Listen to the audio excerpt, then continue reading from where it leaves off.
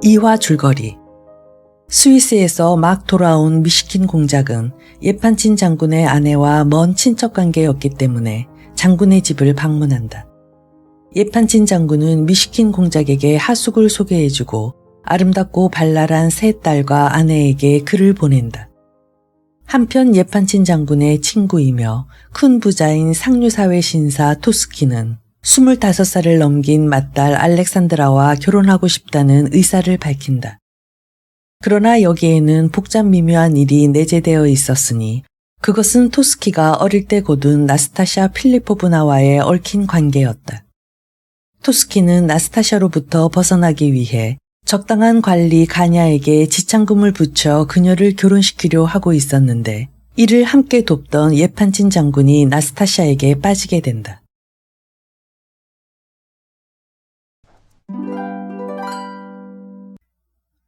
오. 장군 부인은 자기 가문을 소중히 여기고 있었다.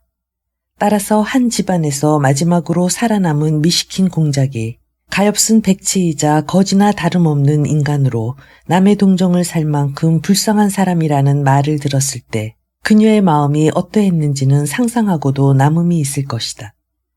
맨 처음 그와 나눈 몇 마디의 말은 과연 부인의 흥미를 불러일으켜 그녀의 주의를 딴 데로 돌려서 진주 목걸이 문제를 어물어물 넘겨버리려던 장군의 계략이 완전히 성공했던 것이다.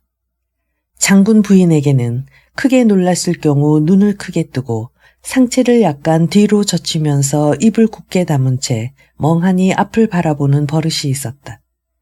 남편과 동갑인 그녀는 키가 크고 검은 빛깔의 머리는 벌써 흰머리가 꽤 눈에 띄기는 했지만 숱이 많았고 몸은 마른 편이며 매부리 코에다 푹 꺼진 누런 볼, 안으로 오므라든 엷은 입술을 하고 있었다. 이마는 높았지만 좁은 편이었고 꽤 커다란 잿빛 눈은 이따금 전혀 예기치 않은 표정을 띠는 수가 있었다. 옛날에 그녀는 자기의 눈이 무척 매력적이라고 믿고 있었고 지금도 역시 이 자신만은 버리지 못하고 있었다. 만나보라고요. 그런 사람과 만나란 말씀이시군요. 지금 당장.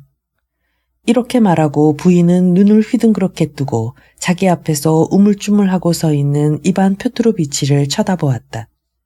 심각하게 생각할 건 없어. 난 단순히 당신이 만나고 싶으면 한번 만나보라는 것뿐이야. 장군은 황급히 변명했다.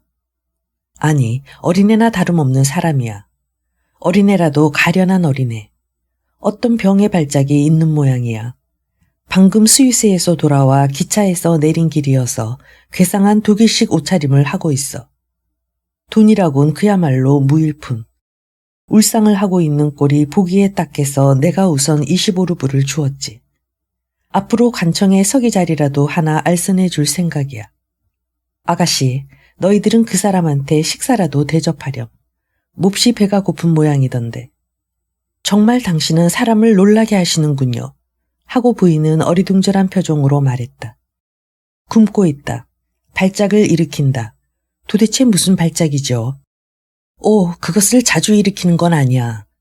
게다가 또 아직 어린애나 다름없으니까. 그러나 충분한 교육을 받은 어린애야. 그런데 아가씨들, 하고 그는 다시 딸들을 돌아보며 말했다. 너희들이 그 사람을 한번 시험해 주었으면 싶은데 어느 방면에 재능이 있는지 알아둘 필요가 있으니까. 시험을? 부인은 한 음절 한 음절 길게 끌며 이렇게 말하고는 또다시 소스라치게 놀란 얼굴을 했다. 그리고는 크게 뜬 눈으로 남편과 딸들을 번갈아 바라보았다. 아니, 그렇게 거창하게 생각할 건 없어. 어떻든 당신 좋을 대로 해요.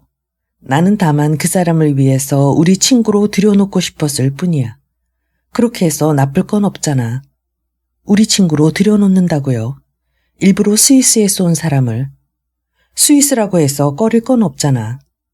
그러나 거듭 말하지만 당신 좋을 대로 해. 그러나 내 생각으로는 첫째 당신과 같은 성을 가진 사람이어서 어쩌면 친척이 될는지도 모르고 둘째로는 아무데도 의지할 곳이 없는 사람이니까 좀 돌봐주고 싶어서 그러는 거야. 나는 같은 성이라는 것만으로도 당신이 흥미를 가지리라고 생각했던 거야. 그래요, 엄마. 허물없이 대할 수 있는 사람이라지 않아요. 더욱이 여행에서 돌아온 길이라니까 뭘 좀 먹고 싶을 거예요. 올 때 갈 데 없는 사람이라면 뭐 식사쯤 대접하지 못할 것은 없잖아요. 하고 맞달인 알렉산드라가 말했다. 게다가 또 아주 순진한 어린애니까 함께 술래잡기를 하고 놀아도 무방할 거야. 술래잡기를 한다고요? 아니, 어떡해요. 아이 참 엄마도 거드름 좀 부리지 마세요. 아글라야가 불만스럽게 가로막았다. 둘째 딸 아젤라이다는 원래가 곧잘 웃는 성미여서 더 이상 참지를 못하고 웃음을 터뜨렸다. 아빠, 불러드리세요. 어머니는 좋다고 하시니까. 하고 아글라야가 제멋대로 결정해버렸다. 장군은 벨을 울려 공작을 불러오라고 명령했다. 하지만 그 사람이 식탁에 앉을 때는 반드시 냅킨을 목에 걸도록 일러주세요. 하고 장군 부인은 말했다.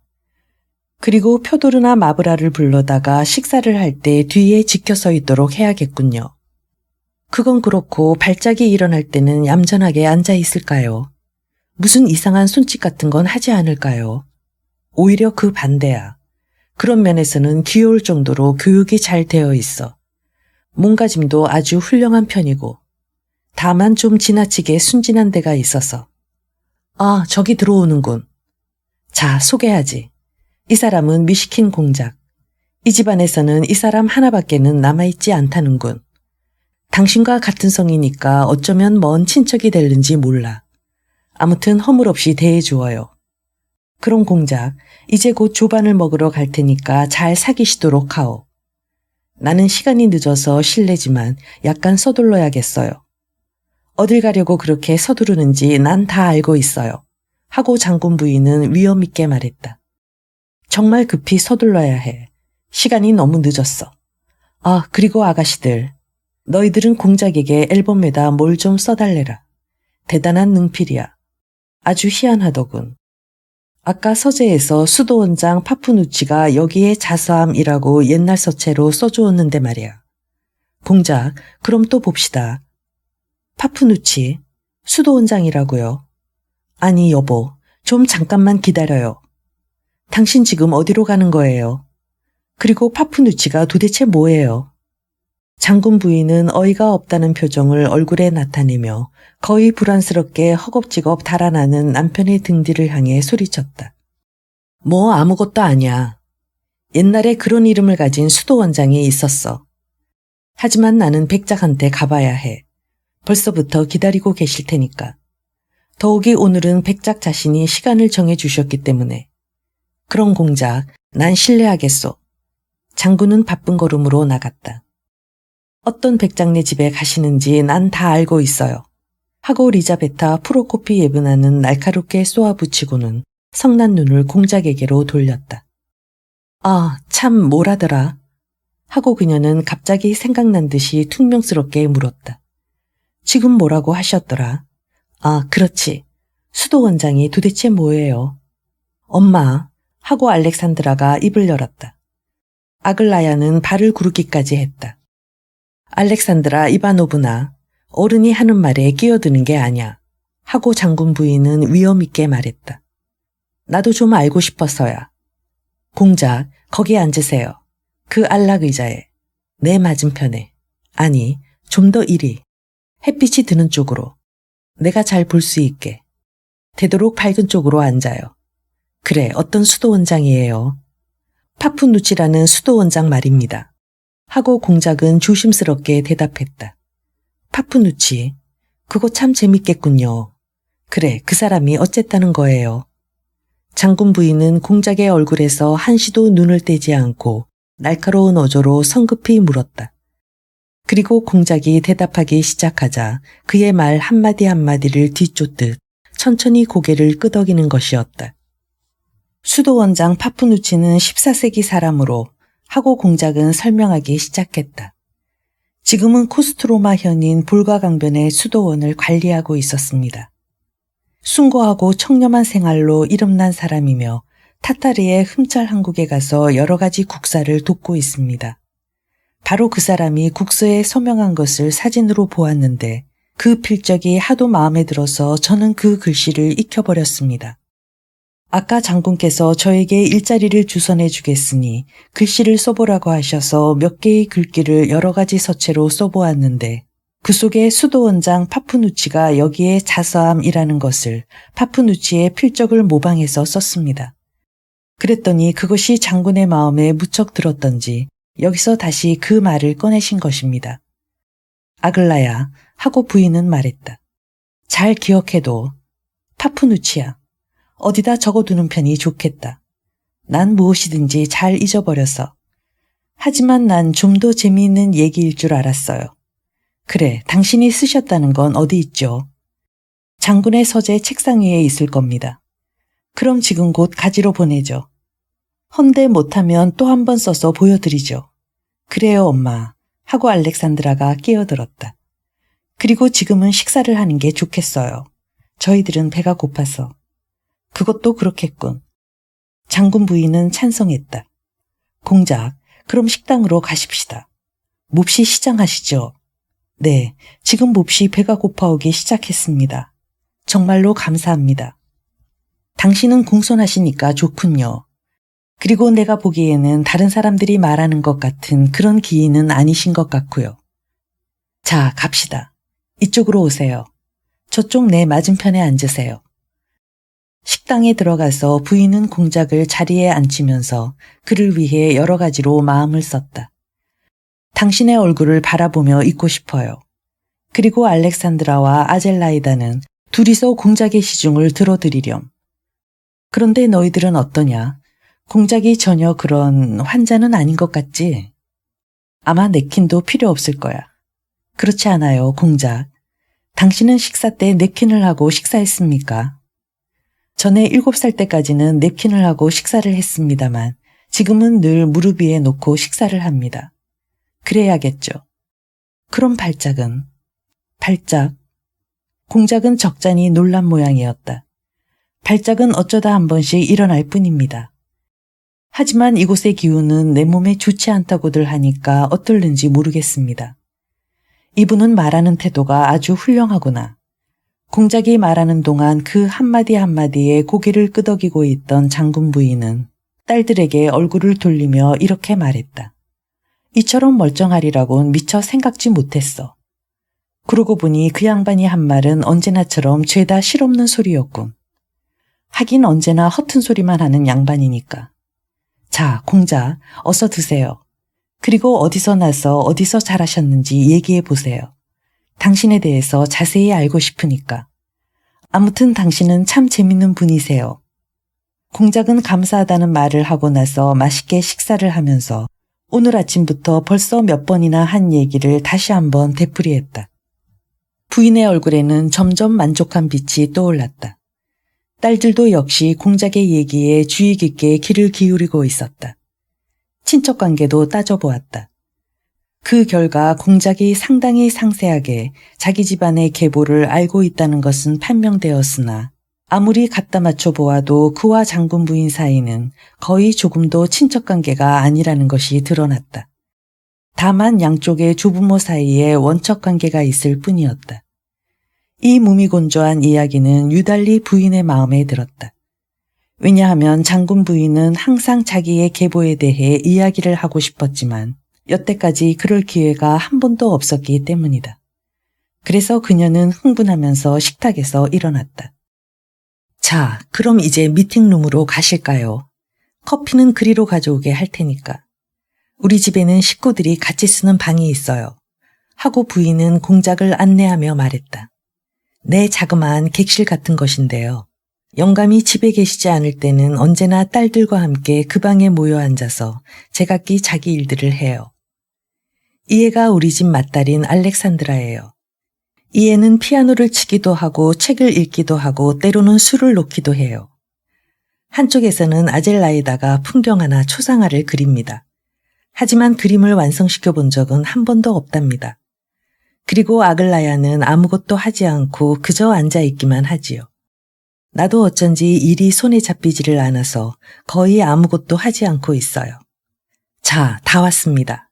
공작, 좀 더 이쪽으로, 난로 쪽으로 다가앉아서 얘기를 들려주세요. 나는 당신이 말씀하시는 여러 가지 이야기를 들어보고 싶군요.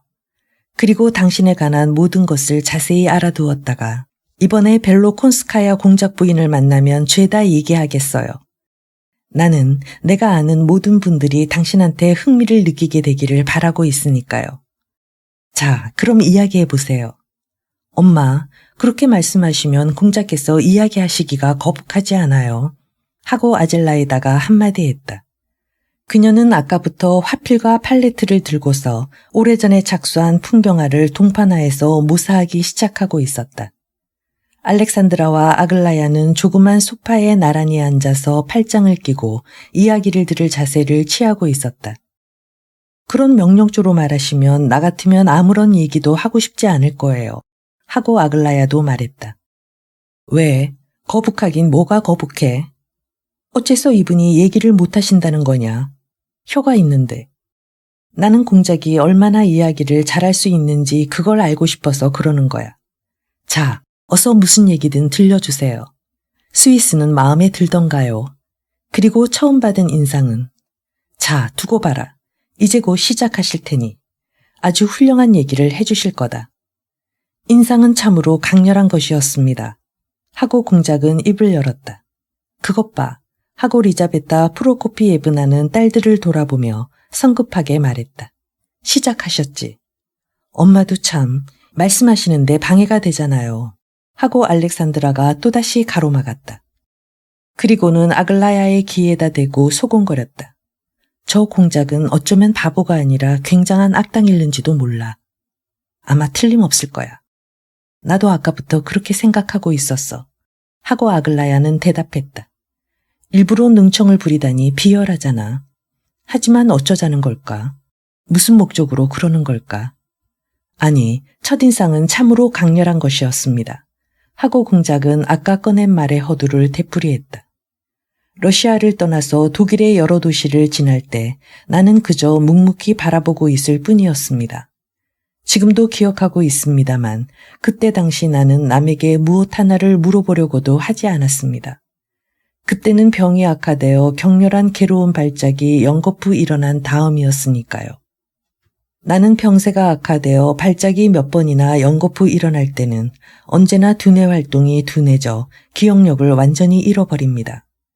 그래도 두뇌는 활동을 계속하고 있지만 사상의 논리적 흐름은 중단하곤 하는 모양이었습니다.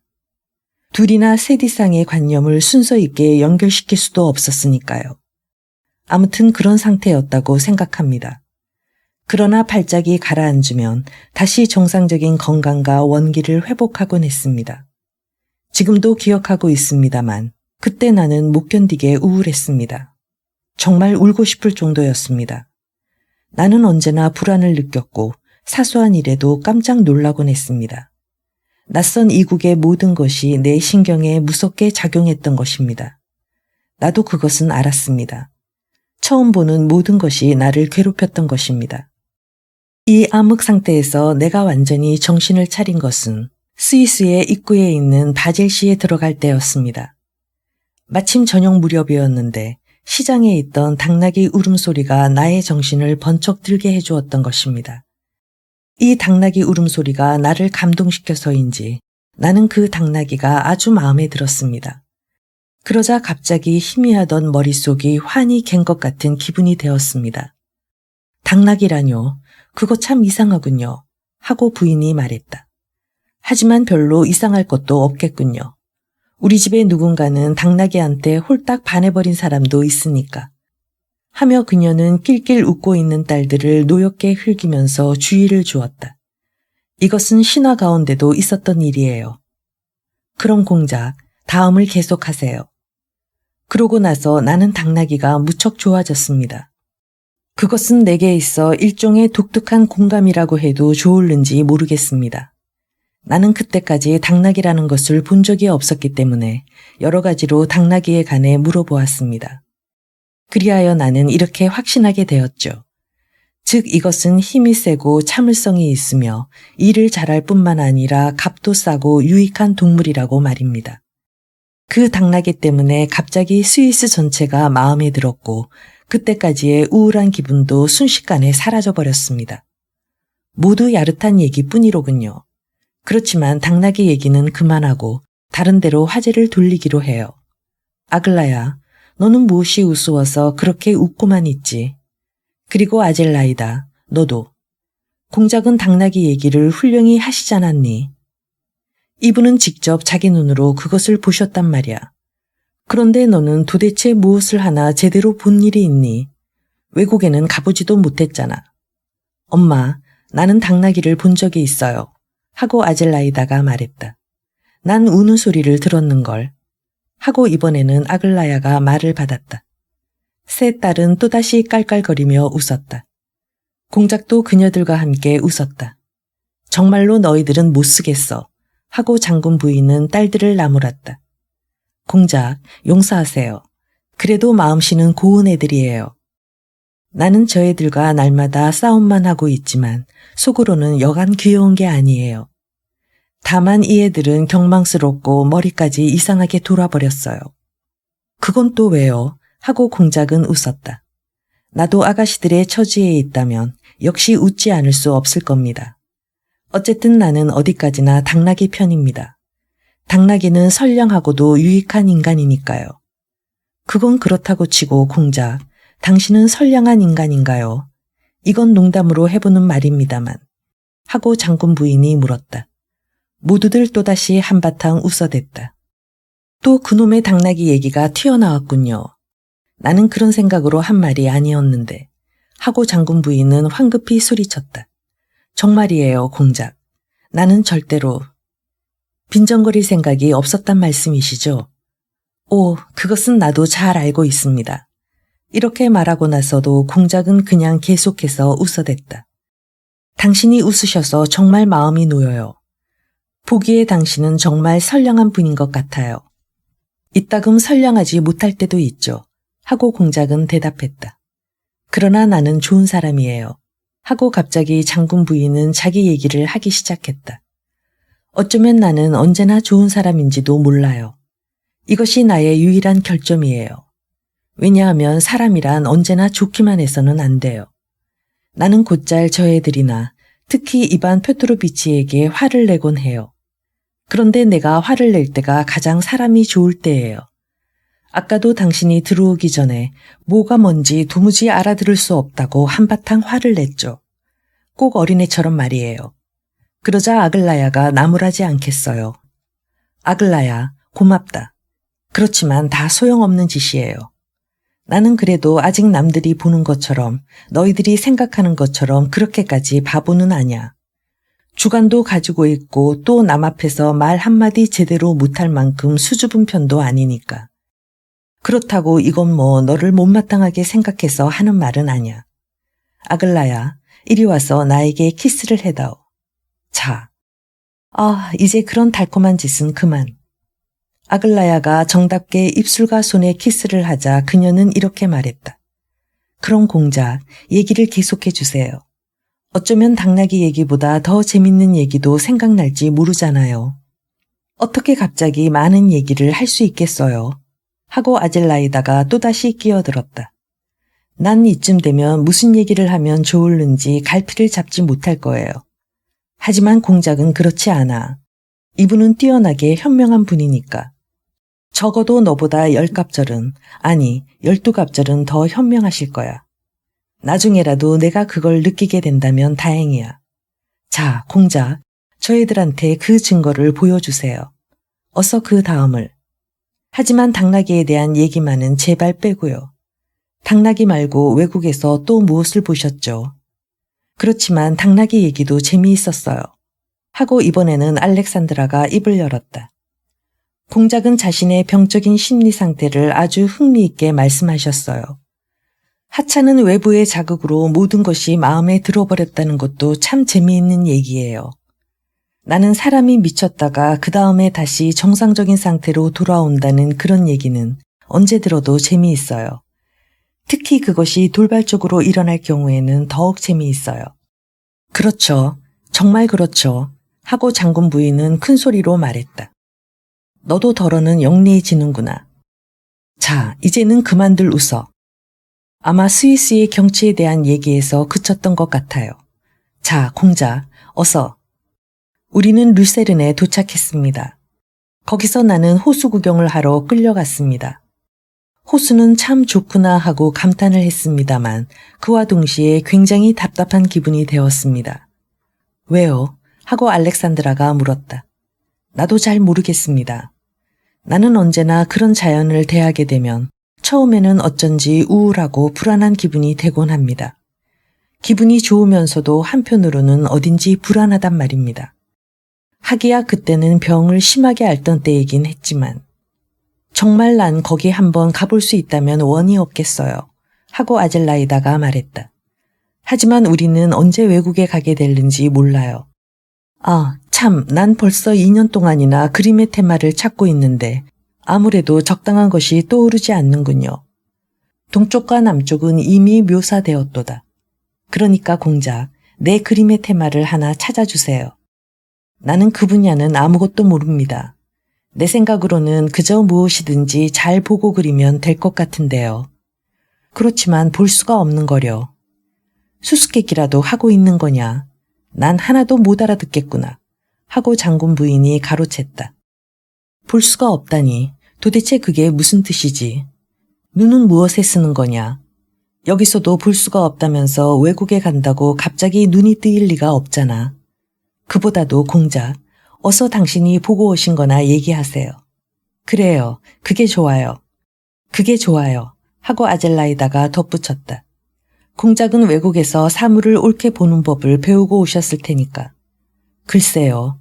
나는 다만 건강을 회복하기 위해 외국에 갔었으니까 과연 사물을 보는 법을 배웠는지 어떤지는 모릅니다. 아무튼 나는 거기 있는 동안 늘 행복했습니다만. 행복했었다고요? 그럼 당신도 행복해질 수 있으시다는 건가요? 하고 아글라야가 외쳤다. 그런데 왜 사물을 보는 법을 배우지 못했다고 하세요? 우리들한테 가르쳐 주실 수도 있을 텐데. 좀 가르쳐 주세요. 아젤라이다가 웃으며 말했다. 내가 무엇을 가르칠 수 있다는 말씀입니까? 하고 공작도 따라 웃었다. 외국에 있는 동안 나는 줄곧 스위스의 시골에 살면서 간혹 가까운 곳을 여행했을 뿐입니다. 그런 내가 무엇을 가르칠 수 있겠어요? 처음에는 그저 생활이 따분하지 않다는 것 뿐이었지만 건강은 곧 좋아지기 시작했습니다.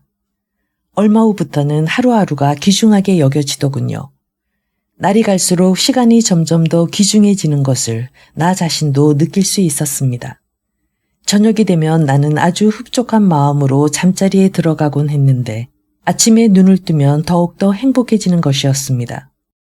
왜 그런지 설명하기는 상당히 어려운 일입니다.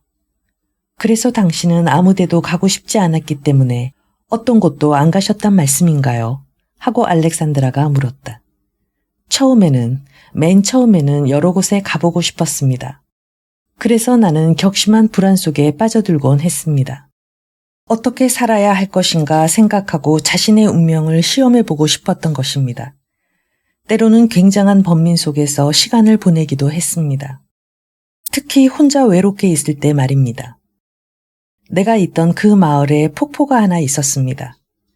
그리 크지는 않았지만 물줄기는 흰 거품을 일으키며 요란스럽게 높은 산 위에서 가느다란 시로라기처럼 거의 수직으로 떨어져 내려옵니다. 상당히 높은 데서 떨어져 내리는데도 묘하게 낮게 보였습니다. 그리고 내가 살던 집에서 반 베르스타나 되는 거리인데도 불과 50발짝밖에 안 되는 것 같이 느껴졌습니다. 나는 저녁마다 그 폭포 소리에 귀를 기울이곤 했습니다만 그럴 때면 곧잘 검은 불 안에 휩싸이는 것이었습니다. 그리고 또 이따금 대낮에 가까운 산에 올라가서 송진투성이인 큰 소나무에 둘러싸여 혼자서 산속에 서 있노라면 역시 그러한 불 안에 휩싸이곤 했습니다. 산꼭대기에 있는 커다란 바위 위에는 중세기 때의 옛 성터가 있었는데 거기서는 눈 아래 내가 살고 있는 마을이 어렴풋이 내려다 보였습니다. 태양은 눈부시게 빛나고 하늘은 끝없이 푸르고 주위에는 무서운 정적이 깔려 있습니다. 바로 그럴 때 나는 어디로든지 훌훌 떠나고 싶은 심정이 되는 것이었습니다. 만일 거기서 곧장 걷고 또 걸어 하늘과 땅이 맞닿은 그 지평선 너머까지 간다면 모든 회의는 한꺼번에 풀리고 여기서 우리들이 영위하는 생활보다 백갑절, 천갑절이나 강하고 힘찬 새로운 생활을 발견할 수 있을 것이라는 생각이 들었습니다. 나는 줄곧 나폴리 같은 대도시를 공상하고 있었습니다. 그것은 궁전과 와글거림과 갱운과 생명이 있는 곳입니다. 아니, 정말로 여러 가지 것을 공상했습니다. 그러고 나서 후에 나는 감옥 속에서도 위대한 생활을 발견할 수 있다고 생각하게 되었습니다. 맨 마지막에 하신 말씀은 훌륭한 생각입니다. 내가 12살 때 교과서에서 읽은 기억이 납니다. 하고 아글라야가 말했다. 그것은 모두 철학이군요. 하고 아젤라이다도 한마디 했다. 당신은 철학자로서 우리를 가르치러 오셨어요. 어쩌면 당신이 말씀하시는 그대로 읽는지도 모릅니다. 하고 공작은 빙그레 웃었다. 나는 틀림없이 정말로 철학자일 것입니다. 그리고 또 누구를 가르치고 싶은 마음이 전혀 없다고는 나 자신도 단언할 수 없어요. 아니, 정말 그럴지도 모릅니다. 그리고 당신의 철학은 예블람피아 니콜라의 분하의 것과 똑같은 것 같아요. 하고 또다시 아글라야가 말을 받았다. 그분은 어느 관리의 미망인으로 우리 집에 식객처럼 자주 드나드는 여자예요.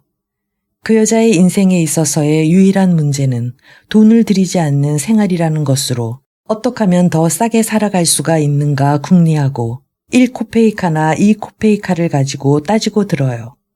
그렇다고 돈이 없어서 그러는 건 아니죠. 상당히 많은 돈을 가지고 있거든요. 정말 교활한 여자예요. 당신이 말씀하시는 감옥 속에서의 위대한 생활도 말하자면 이런 것이에요. 그리고 산촌에서의 4년간의 행복도 그것을 위해서 당신은 나폴리까지 팔아버리신 거예요. 게다가 또 몇 코페이카가 되는 이윤까지 붙였어요. 감옥 생활에 대해서는 아직 수긍하지 못할 점이 있다고 생각합니다. 하고 공작은 말했다. 나는 12년간이나 감옥 생활을 해본 사람의 말을 들은 적이 있습니다. 우리 의사가 돌봐준 환자 중에 한 사람이었는데 나와 함께 치료를 받고 있었습니다. 간질에 발작이 있어서 때로는 굉장히 괴로워하며 소리를 내어 웁니다. 한 번은 자살을 기도한 일까지 있었죠. 이 사람의 감옥 생활은 참으로 우수에 찬 것이었지만 물론 코페이카를 가지고 따지는 생활이 아니었다는 것만은 단언할 수 있습니다. 이 사람의 친구라고는 한 마리의 거미와 창문 밑에서 자라고 있는 조그만 나무 한 그루뿐이었습니다. 그러나 그것보다는 내가 작년에 만난 다른 사람의 이야기를 하는 편이 좋겠습니다. 그것은 참으로 기묘한 사건입니다. 기묘하다는 것은 그런 일이 좀처럼 일어나지 않기 때문입니다. 그 사람은 어느 날 다른 죄수들과 함께 사형대에 끌려나가 정치범이라는 죄명으로 총사령에 처한다는 선고를 받았습니다. 그런데 그 후 20분이 지나서 이번에는 특사령이 내려져서 감형을 받았단 말입니다. 그러나 그 사람은 이 두 선고 사이에 20분, 적어도 15분이라는 시간을 이제 몇 분 후에는 영영 죽고 만다는 확신 밑에서 살고 있었던 셈입니다. 그 사람은 그때의 감정을 가끔 이야기하곤 했는데 나는 그것에 큰 관심을 가지고 몇 번씩이나 처음부터 되풀이해서 캐어 묻곤 했습니다. 그는 모든 일을 분명히 기억하고 있었고 그 몇 분 동안에 일어난 일을 어느 하나도 결코 잊어버리지 않으리라는 것이었습니다. 구경꾼들과 병사들에게 둘러싸인 처형대에서 20걸음쯤 떨어진 곳에 3개의 기둥이 세워져 있었던 모양입니다. 처형당할 사람이 몇 명 있었기 때문입니다. 처음에 3명의 죄수를 그 기둥으로 끌고 가서 묶었습니다. 그리고 사형복을 입힌 다음 총이 보이지 않게 흰 두건을 눈이까지 눌러 씌웠습니다. 이러한 절차가 끝나자 기둥 하나 앞에 각각 몇 명씩의 병사가 정렬하였습니다. 나에게 이 얘기를 들려준 사람은 8번째에 서 있었답니다. 2차례 형이 집행된 다음 그 사람은 3번째 기둥 밑으로 가서 섰습니다. 한 신부가 십자가를 들고 한 사람 한 사람 사형수 앞을 돌아다녔습니다. 드디어 목숨이 붙어 있는 곳도 앞으로 5분밖에는 남지 않게 되었습니다. 그의 말에 의하면 이 5분간이 한없이 긴 시간처럼 그리고 막대한 재산이나 되는 것처럼 여겨지더라는 것입니다. 그는 이 5분 동안에 최후의 순간 같은 것은 생각할 필요가 없을 만큼 충실한 생활을 할 수 있을 것 같은 느낌이 들어 그동안에 할 여러 가지 일들을 생각했다는 것입니다. 우선 동료들과의 작별에 2분의 시간을 쓰고 이 세상을 떠나기에 앞서 자기 자신의 일을 생각하는데 2분. 그리고 나머지 1분을 마지막으로 주위의 광경을 둘러보는데 할당했다는 것입니다. 이렇게 3가지 일을 결정하고 그 결정대로 실행에 옮겼는데 그때의 일을 그는 상세히 기억하고 있었습니다. 그 당시 그는 27세의 건강하고 튼튼한 청년이었습니다. 동료들에게 작별을 고하면서 그중 한 사람에게 상당히 한가로운 질문을 하고는 그 대답에 흥미를 느끼기까지 했다는 것입니다. 이윽고 동료들과의 작별 인사가 끝나자 이번에는 자기 자신의 일을 생각하기 위해 할당한 2분이 다가왔습니다. 그는 자기가 무엇을 생각할 것인가를 미리부터 준비하고 있었습니다. 즉 자기는 지금 이렇게 존재하고 있다. 살고 있다. 그리고 3분 후에는 그 무엇이 되어버린다. 즉 바꾸어 말하면 어떤 또 다른 인간, 그렇지 않으면 무엇인가가 되어버리는 것이다. 도대체 그것은 무엇일까? 이 문제를 될 수 있는 대로 빨리, 될 수 있는 대로 명확하게 해결하려 했던 것입니다. 어떤 다른 인간이 된다면 과연 누가 될 것인가? 그리고 어디서? 이러한 문제들을 모두 2분 동안에 풀어버리려 했단 말입니다. 형장에서 멀지 않은 곳에 교회가 있었는데 그 금빛 지붕 꼭대기가 밝은 햇빛을 받아 반짝반짝 빛나고 있더랍니다.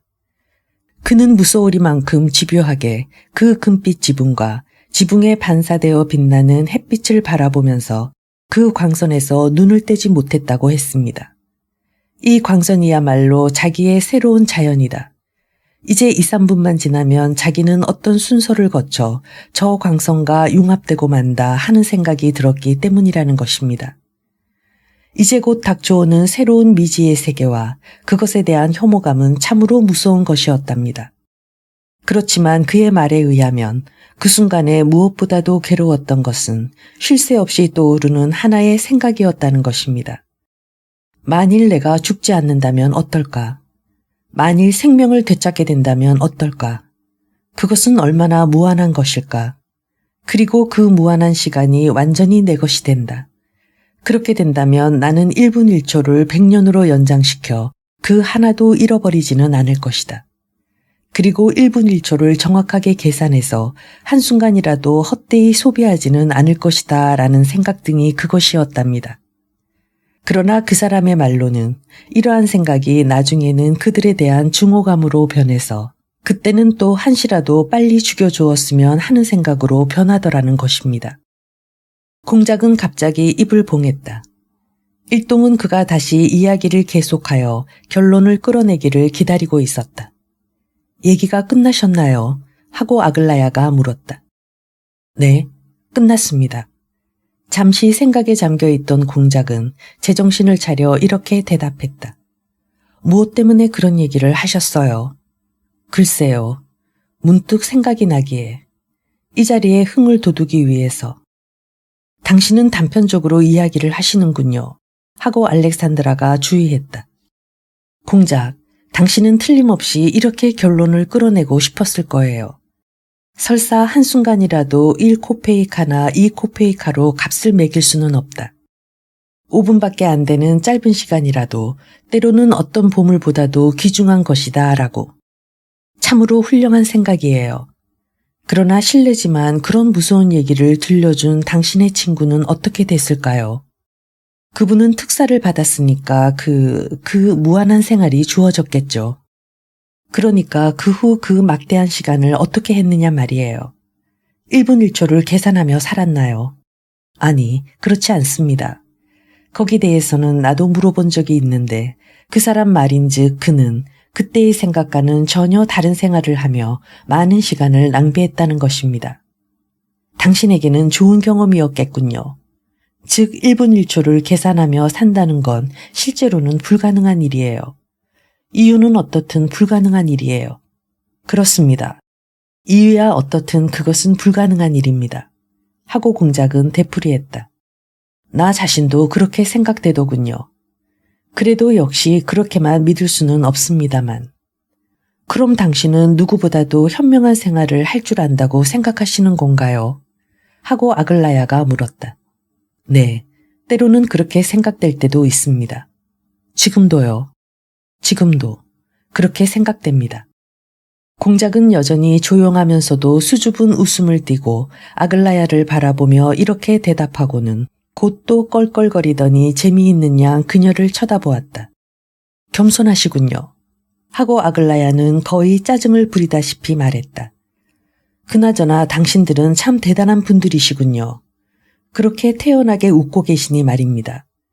나는 그 친구의 얘기에 강한 쇼크를 받아 그 후엔 꿈에서까지 보았습니다. 그 5분간의 광경을. 그는 정색을 하고 눈치를 살피듯 또 한 번 사람들의 얼굴을 둘러보았다. 당신들은 무엇인가 나에게 화를 내고 있는 것 같군요. 어쩐지 약간 당황하는 듯한 기색은 있었지만 그래도 처녀들의 눈을 정면으로 바라보면서 공작은 불쑥 이렇게 물었다. 왜요? 새 처녀는 깜짝 놀란 듯이 일시에 소리쳤다. 글쎄요. 내가 마치 당신들에게 무슨 교훈이라도 주고 있는 것 같아서. 일동은 웃음을 터뜨렸다. 혹시 화가 나셨다면 용서하시기 바랍니다. 하고 그는 말을 이었다. 나는 다른 사람들보다 생활의 경험이 적어서 인생이라는 것을 모릅니다. 그것을 나는 잘 알고 있습니다. 그래서 가끔 괴상한 소리를 짓거리곤 합니다. 이렇게 말하며 그는 몹시 당황했다. 하지만 자신의 입으로 행복했다고 말하는 것은 당신이 결코 남보다 생활 경험이 적은 것이 아니라 오히려 더 많기 때문이에요. 그런데도 무엇 때문에 당신은 일부러 겸손하신 채 하고 우리들에게 사과를 하시는 거죠? 아글라야가 따지듯 날카롭게 말했다. 그리고 당신이 무슨 교훈이라도 주고 있는 줄로 우리가 오해하는지 모른다고 하셨는데 그런 걱정은 하지 마세요. 당신의 태도에는 조금도 거만한 데가 없으니까요. 정말 당신 같은 은둔주의자는 100년을 살아도 행복한 생활을 보낼 수 있을 거예요. 당신은 사형 집행 광경을 보거나 또 손가락 하나를 볼 때 어느 쪽에서도 똑같이 훌륭한 사상을 끌어내어 그것에 완전히 만족하시는 분이니까요. 그렇게 살 수 있다면 오래오래 살 수도 있을 거예요. 어째서 너는 그렇게 짓궂은 말을 하니? 나는 정말 무슨 말인지 모르겠구나. 아까부터 잠자코 앉아서 말하는 사람들의 얼굴만 관찰하고 있던 장군 부인이 이렇게 입을 열었다. 나는 도대체 너희들이 무슨 말을 하고 있는 건지 통 못 알아듣겠구나. 그래, 손가락 한 개가 어쨌다는 거냐? 그것도 말이라고 하니? 공작의 얘기는 좀 음침하긴 하지만 참으로 훌륭한 얘기야. 어째서 너희들은 자꾸만 남의 말에 허점을 찌르는 거냐? 아까 얘기를 시작할 때는 웃고 계시던 공작이 지금은 저렇게 풀이주고 계시지 않느냐 말이다. 괜찮아요, 엄마. 그런데 말이에요, 공작. 당신이 사형 집행 현장을 보시지 못한 것이 유감이군요. 보신 일이 있다면 한 가지 물어볼 것이 있습니다만. 아니요, 난 사형 현장을 본 일이 있습니다. 하고 공작은 대답했다. 어머, 보셨어요? 아글라야는 뜻밖이라는 듯이 소리쳤다. 어째서 내가 그런 짐작을 못했을까? 그렇다면 그야말로 모든 것을 다 갖춘 셈이로군요. 그렇지만 정말 그런 걸 보셨다면 당신이 줄곧 행복하게 지냈다는 말을 할 수는 없을 텐데요.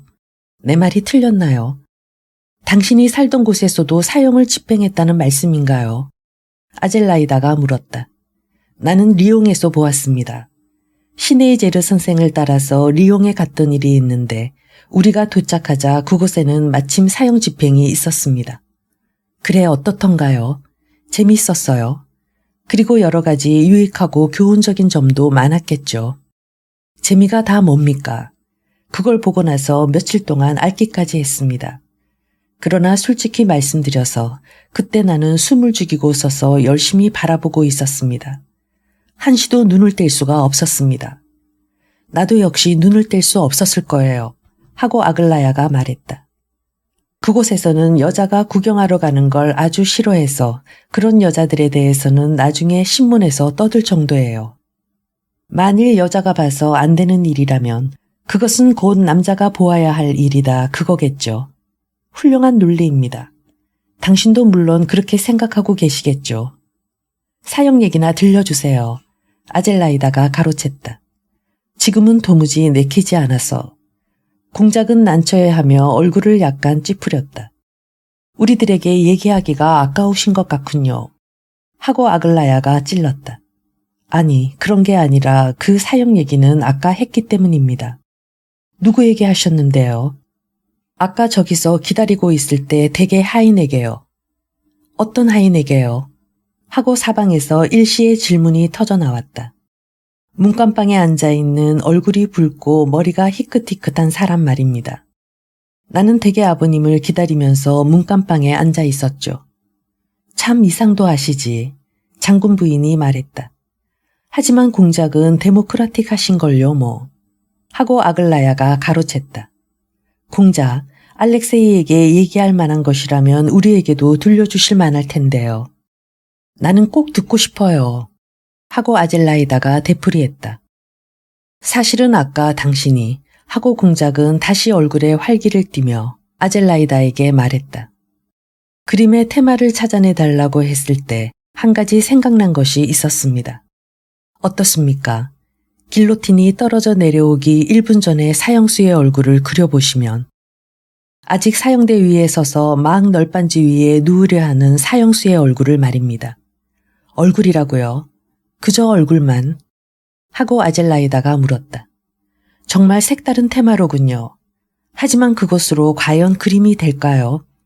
왜요? 하고 공작은 열을 올리며 주장했다. 나는 얼마 전에 바젤시에서 그런 그림을 한 점 본 적이 있습니다. 당신에게 그 얘기를 하고 싶어요. 앞으로 기회가 있다면 말씀드리죠. 나는 그 그림을 보고 깊은 감명을 받았습니다. 바젤에서 보셨다는 그림 얘기는 요 다음에 꼭 듣고 싶어요. 하고 아젤라이다는 말했다.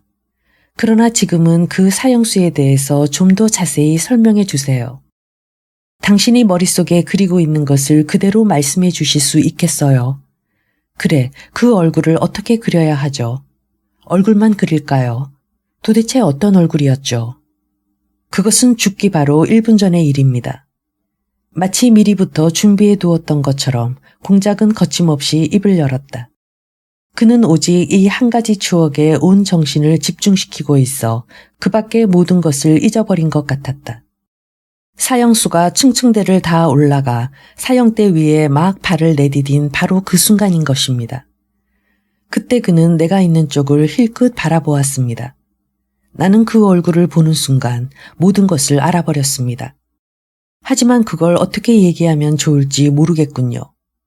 아무튼 나는 당신에게든 혹은 다른 사람에게든 간에 꼭 그것을 그리게 하고 싶습니다. 당신이 그린다면 더욱 좋고요. 나는 벌써 그때부터 이것은 유익한 그림이 될 것이라고 생각하고 있었습니다. 그러나 그것을 그리기 위해서는 그 전에 있었던 일들을 하나도 남김없이 미리 알아둘 필요가 있습니다. 그 사형수는 감옥 속에 감금되어 형의 집행을 기다리고 있었는데 앞으로 적어도 일주일은 여유가 있다고 생각하고 있었을 겁니다. 의뢰 있게 마련인 형식적인 절차를 계산해 넣었던 것입니다. 즉 한 건의 서류가 다시 어디로 올라가서 일주일이나 지나야 되돌아올 것이라고 생각했던 것입니다. 그런데 어떤 뜻밖의 사정으로 그 절차들이 단축되었습니다. 그날 오전 5시쯤에 그 사내는 아직 자고 있었습니다. 그때가 10월 말경이었으니까 아침 5시라면 아직 어둡고 추웠겠죠. 형무소장이 간수를 데리고 조용히 감방으로 들어와서 조심스럽게 사내의 어깨를 건드렸습니다. 재수가 일어나 한쪽 팔꿈치를 짚자 불이 환히 보이지 않겠습니까? 왜 이러는 거야? 9시가 지나 형을 집행한다. 아직도 잠이 덜 깬 재수는 이 말이 믿어지지 않아 서류는 일주일이나 있어야 돌아올 텐데 그게 무슨 말이냐고 따지려 했으나 이윽고 완전히 잠이 깨자 그냥 입을 다물어 버리고 말았습니다. 이것은 나중에 다른 사람들에게서 들은 얘기입니다. 잠시 뒤에 그는 하지만 이렇게 갑작스러워서는 곤란하다. 이렇게 투덜거리고는 다시 입을 봉해버린 채 그 이상 아무 말도 하려 들지 않았습니다. 그 다음에 서너 시간은 정해진 절차로 지나가 버리는 것입니다. 즉 신부를 만나고 조반으로 나온 포도주며 커피며 쇠고기 따위를 먹는 것입니다. 어때요? 이건 정말로 사람을 조롱하는 거지 뭡니까? 생각만 해도 정말로 잔인한 이야기예요. 그러나 한편 이런 순진한 사람들은 정말 깨끗한 마음으로 이런 짓을 하고 있다고 알며 이것을 박애정신이라고 굳게 믿고 있단 말입니다. 그 다음에는 몸단장을 하고 그리고는 형장에 도착할 때까지 시내를 끌려다니는 겁니다. 아니, 그때만이라도, 즉 그렇게 끌려 돌아다니는 동안은 그래도 무한히 살아있을 것 같은 기분이 들었을 것이라고 추측할 수 있습니다. 그 사내는 필시 이렇게 생각했을 겁니다. 아직도 멀었다. 아직도 거리를 셋이나 지나가는 동안은 살아있을 수 있다. 이 거리를 지나가면 다음 거리가 또 남아있다. 그리고 오른편에 빵집이 있는 거리가 또 하나 남아있다. 아직도 빵집까지 가려면 얼마를 더 가야 할지 모른다. 주위에는 많은 군중의 외침소리, 술렁거림, 수만의 얼굴과 수만의 눈, 이러한 모든 것을 견뎌내야만 합니다.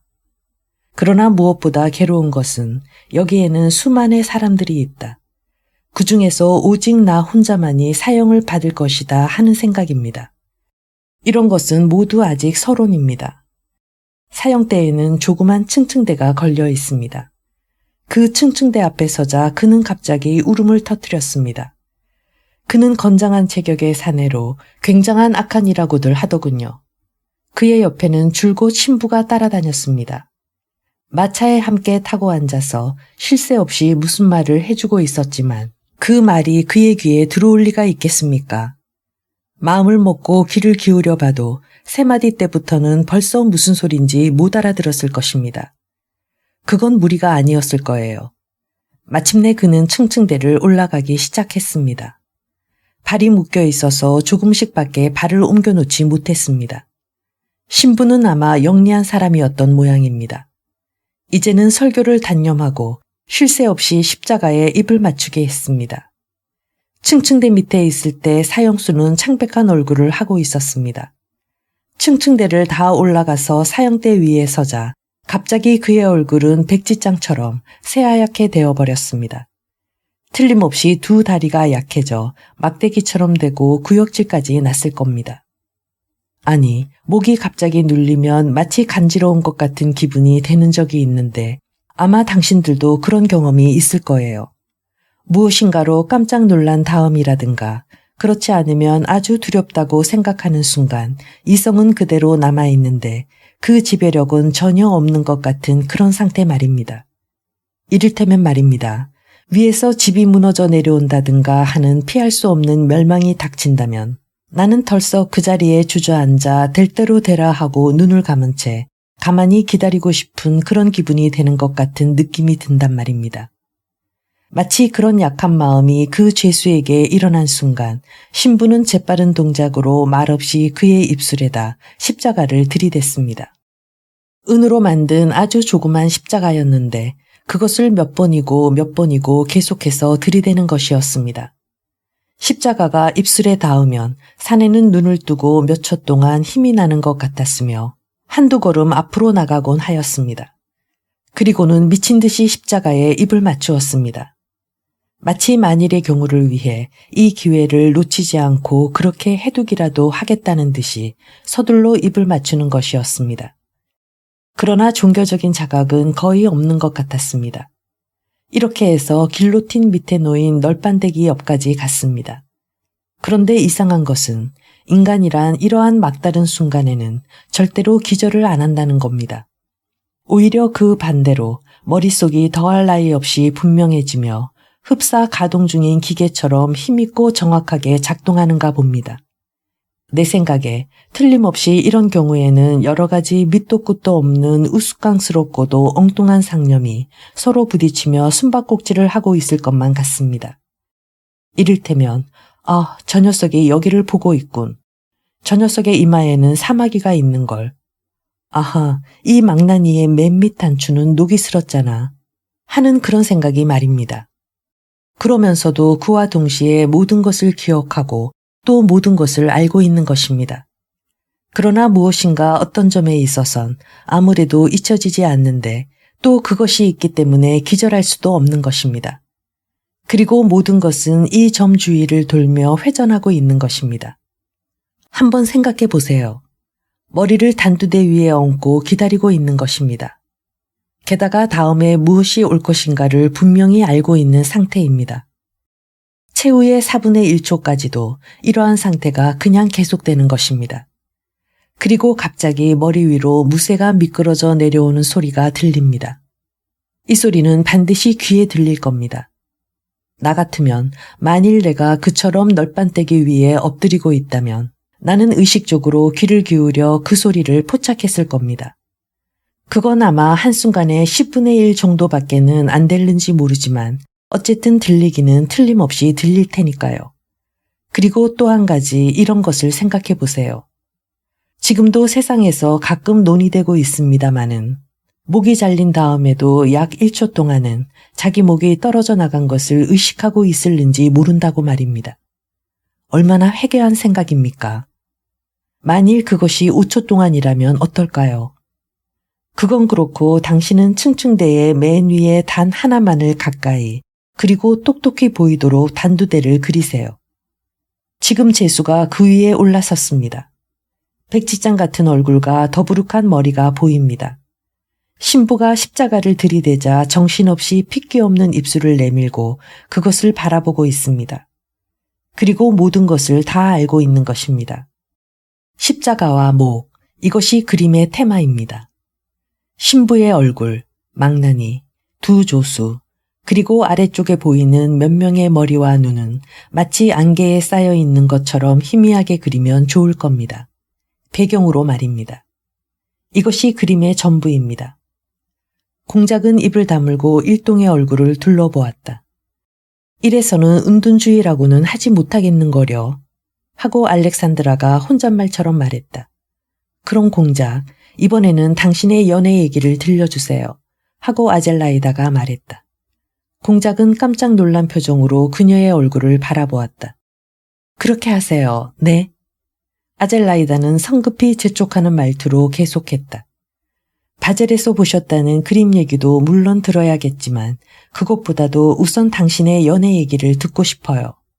아무리 시치미를 떼어도 소용없어요. 당신은 틀림없이 연애를 하셨을 테니까. 그리고 또 그런 얘기를 시작하게 되면 당신은 당장 철학자처럼 행동하지 않게 될 것이니까요. 당신은 무슨 얘기든지 하고 난 다음에는 곧 그것을 부끄러워하시는 것 같아요. 아글라야가 갑자기 끼어들었다. 그건 도대체 무엇 때문에 그러시는 거죠? 듣자 하니 이젠 별 어리석은 소리를 다 하는구나. 장군 부인이 노엽게 아글라야를 흘겨보며 가로막았다. 그다지 재치 있는 말은 못 되는 성 싶어요. 하고 알렉산드라가 맞장구를 쳤다. 저의 말을 굳이 들어선 안 돼요, 공작. 하고 장군 부인이 공작에게 말했다. 공연히 짓궂게 구느라고 일부러 그러는 거니까요. 저 애는 결코 저렇게 어리석게 교육을 받지는 않았어요. 제발 저 애들이 당신을 괴롭히려 한다고는 생각지 마세요. 분명히 무슨 속셈이 있는 모양이지만 어쨌든 저 애들은 모두 당신한테 호감을 가지고 있는 거예요. 저 애들의 얼굴을 보면 나는 그걸 알아요. 나도 이분들의 얼굴을 보면 알 수 있습니다. 하고 공작은 아주 힘을 주어 말했다. 그건 또 무슨 말씀이시죠? 하고 아젤라이다가 호기심에 찬 목소리로 물었다. 우리들의 얼굴에 대해서 어떤 것을 알고 계신다는 거죠?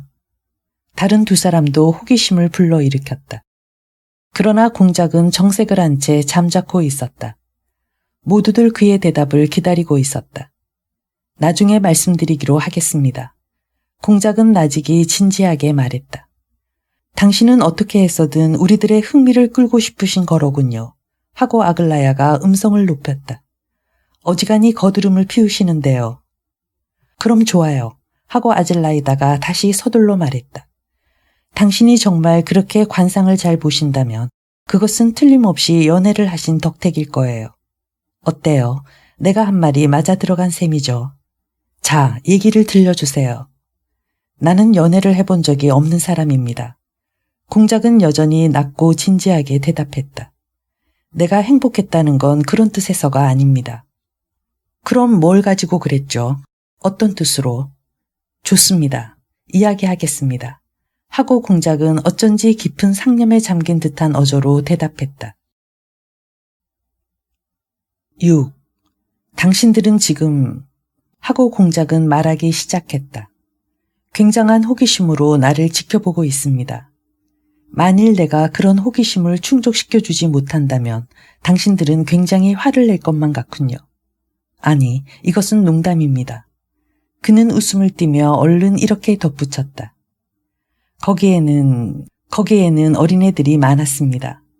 그래서 나는 언제나 아이들과, 다만 아이들하고만 같이 지냈습니다. 내가 살던 마을에는 국민학교 학생들만 아마 1개소대가량은 되었을 겁니다. 그렇다고 내가 그 아이들을 가르치고 있었던 건 아닙니다. 나도 조금은 그들에게 교육적인 효과를 주었는지는 모르겠습니다만 대개의 경우는 그저 그 아이들과 함께 놀며 지냈을 뿐입니다. 이렇게 4년의 세월이 흘렀습니다. 나는 아이들 이외에는 아무것도 필요한 것이 없었습니다. 나는 그들에게 무슨 일이든 하나도 숨기지 않고 죄다 털어놓고 지냈습니다. 나중에 아이들은 항상 내게로 몰려들었고 내가 없으면 안 되게 되었으므로 부모나 친척들은 나한테 화를 냈고 학교 선생이라는 자는 나의 제일 가는 적이 되어버리기까지 했던 것입니다. 나는 그 마을에서 많은 적을 만들었습니다만 그 원인은 모두 아이들 때문이었습니다. 나중에는 시네이제르 선생까지 나한테 싫은 소리를 하게 되었습니다. 그런데 그들은 무엇이 두려웠던 걸까요? 아이들에게는 무슨 말을 해도 무방합니다. 나는 언제나 놀라곤 했는데 일반적으로 어른들이 아이들을 이해하지 못하는 것은 물론 부모들까지도 자기 자식들에 대해서 잘 모르고 있다는 것 때문이었지요. 아직 아이가 어리다든가 아직 시기가 빠르다든가 하는 것 때문에 아이들에게 무턱대고 숨길 필요는 조금도 없습니다. 그것은 참으로 슬프고도 불행한 생각에 지나지 않습니다. 아이들이란 부모들이 자기네를 아무것도 모르는 갓난애로 다루고 있다는 것을 얼마나 잘 알고 있는지 당신들은 모르실 겁니다. 어린애들이 어떤 어려운 문제에 대해서도 놀랄 만큼 훌륭한 충고를 해줄 수 있다는 것을 어른들은 전혀 모르고 있습니다. 그 귀여운 어린 새들이 의심 없는 행복한 시선으로 이 편을 바라보고 있을 때는 거짓말하기가 부끄러워지는 거예요. 내가 아이들을 어린 새라고 부르는 것은 이 세상에서 어린 새만큼 귀여운 것이 없기 때문입니다. 하여간에 마을 사람들이 모두 나에게 결정적으로 화를 내게 된 것은 어떤 우연한 사건 때문이었습니다. 그러나 티보 선생은 단순히 나를 시기하고 있었던 것입니다. 처음에는 아이들이 내가 하는 말은 무엇이든지 잘 알아듣는데 어째서 자기가 하는 말은 이해하지 못하는가를 의아해하면서 줄곧 고개를 갸웃거리고 있었는데 그 후에 내가 그에게 우리는 아이들에게 아무것도 가르쳐 줄 수 없다. 오히려 아이들에게 배워야 한다고 말했더니 그 다음부터 그는 나를 어리석게 여기기 시작했던 것입니다. 도대체 자기 자신도 아이들과 함께 생활하고 있으면서 어떻게 나를 그처럼 시기하고 중상할 수 있었을까요? 아이들과 가까이 지내노라면 영혼의 병은 고쳐지는 법인데. 그런데 말입니다. 시네이제르 선생의 병원에 참으로 불행한 환자가 한 사람 있었습니다. 아니, 보기 드물 정도로 불행한 사내였습니다. 그 사람은 정신착란을 치료받기 위해서 병원에 들어와 있었는데 내 생각으로는 그가 정신병 환자라기보다 항상 무서운 고통을 겪는 사람으로밖에 보이지 않았습니다. 그것이 그의 병의 전부였던 것입니다. 그런데 나를 따르던 아이들이 그 사람에게 얼마나 귀중한 존재가 되었는가 하는 것을 당신들이 안다면. 그러나 그 환자에 대해서는 나중에 얘기하는 게 좋겠습니다. 지금은 우선 내가 마을 사람들의 미움을 받게 된 자초지종을 얘기하겠습니다. 하기야 처음부터 아이들이 나를 좋아한 것은 아니었습니다. 나는 이렇게 큰 어른인데다가 언제나 자루 모양의 볼품없는 옷만을 입고 있었으니까요. 뿐만 아니라 얼굴까지도 별로 신통찮다는 것은 나 자신도 잘 알고 있습니다. 그리고 또 한 가지, 내가 외국인이라는 것도 한 이유였습니다. 아이들은 처음에 나를 무척 놀려대곤 했습니다. 그 후 내가 마리에게 키스하는 것을 보고는 돌까지 던지곤 하였습니다. 하지만 내가 그 여자한테 키스를 한 일은 한 번밖에 없었습니다. 아, 웃지 마십시오. 공작은 얼른 처녀들의 웃음을 막았다. 그것은 절대로 연애라든가 하는 그런 것은 아니었으니까요. 그 여자의 불행한 처지를 들으시면 당신들도 나처럼 그 여자를 동정하게 될 겁니다. 그 여자는 내가 있던 마을의 처녀였으며 그 어머니는 아주 늙은 노파였습니다. 이 모녀의 조그마한 다 쓰러져가는 집에는 창문이 둘 있었는데 노파는 마을 사무소에 허가를 얻어 그중 하나를 개조하여 그 창고에서 노끈이며 실이며 담배, 비누 같은 자질구레한 물건들을 팔아서 간신히 입에 풀칠을 하고 있었습니다. 노파는 무슨 병을 앓는지 두 다리가 퉁퉁 부어 있었기 때문에 언제나 집에 들어앉아 있었습니다. 마리는 이 노파의 딸로 20살쯤 되는 허약하고 깡마른 처녀였습니다. 벌써 오래전부터 폐병을 앓고 있었지만 그래도 날마다 이 집 저 집으로 힘에 겨운 품팔이를 다녔습니다. 복도를 닦는다든가 빨래를 한다든가 뜰안을 쓴다든가 가축을 몰아넣는다든가 그런 일을 하러 말입니다. 하루는 지나가던 프랑스인 지방순회 판매원이 이 처녀를 꿰어 끌고 달아났습니다. 그러나 일주일도 못 가서 마리를 혼자 길에다 떼어놓고는 몰래 도망쳐 버렸단 말입니다. 처녀는 누더기나 다름없는 남루한 옷을 걸치고 다 떨어진 신을 끌면서 거짓골이 되어 집으로 돌아왔습니다. 일주일 동안이나 밤에는 들판에서 잠을 자며 걸어왔으므로 발은 부르트고 풀잎에 베인 자국이 어지럽게 난 두 손은 퉁퉁 부어오른 데다가 감기까지 심하게 걸려 있었습니다. 그러나 그전에도 그녀는 결코 아름다운 여자는 아니었습니다. 다만 그 눈이 온화하고 착하고 순진하게 보였을 뿐 무척 말수가 적은 처녀였습니다. 그전에 언젠가 한 번은 일을 하다가 갑자기 노래를 부르기 시작한 일이 있었습니다. 지금도 나는 기억하고 있습니다만 옆에 있던 사람들이 노랫소리에 모두 깜짝 놀라 마리가 노래를 불렀다. 도대체 이게 어떻게 된 거야? 마리가 노래를 불렀어. 하고 마구 떠들어댔으므로 그녀는 당황하여 그 후부터는 영영 입을 봉해버리고 말았답니다. 그때까지만 해도 모두들 마리를 귀여워해주고 있었습니다만 병이 들어 상처투성이의 모습으로 마을로 돌아왔을 때는 누구 한 사람 이 처녀를 동정하려 들지 않았습니다. 이런 걸 보면 세상 사람들이란 정말 야박합니다. 어머니가 맨 먼저 중호와 모멸의 눈으로 마리를 맞았습니다. 이 애미를 망신시켜도 분수가 있지 하면서 그리고 노파는 자기 딸을 마을 사람들의 욕설과 조소의 빗발 속으로 쫓아냈던 것입니다. 마리가 온 것을 알고 모두 마리를 보려고 찾아왔습니다. 마을 사람들은 거의 다 노파의 오두막으로 몰려왔습니다. 늙은이들도 아이들도 아낙네들도 처녀들도 모두 다 앞을 다투어 달려왔던 것입니다. 마리는 노파의 발밑 마루 위에 누더기에 쌓인 굶주린 몸을 내던지고는 훌쩍훌쩍 울고 있었습니다. 사람들이 모여들자 그녀는 엉클어진 머리털로 얼굴을 가리면서 마룻바닥에 엎드렸습니다. 사람들은 그 둘레에 둥그렇게 모여 마치 무슨 불결한 것이라도 보는 듯한 눈으로 처녀를 내려다보고 있었습니다. 노인들은 마리의 잘못을 꾸짖으면서 욕설을 퍼붓고 젊은이들은 웃어댔습니다. 여자들까지도 모두 마리를 꾸짖고 욕설을 퍼부으며 마치 검이라도 보듯이 경멸의 눈으로 바라보고 있었습니다. 그녀의 어머니는 또 어머니대로 그것을 말리려 하지도 않고 옆에 앉아서 연방 고개를 끄덕이며 맞장구를 치고 있었습니다. 노파는 이미 병세가 악화되어 며칠 더 살 것 같지 않더니 그런 일이 있은 지 2달 만에 정말 죽어버리고 말았습니다. 자기 자신도 죽을 날이 멀지 않았음을 알고 있으면서도 죽을 때까지 딸과 화해하려 하지 않았을 뿐만 아니라 말도 하지 않았고 잘 때는 복도로 쫓아냈으며 심지어는 먹을 것도 제대로 주지 않았습니다. 노파는 아픈 발을 자주 더운 물에 담가야 했으므로 마리는 날마다 물을 데워 그 발을 씻어주는 등 정성스럽게 병고안을 했습니다.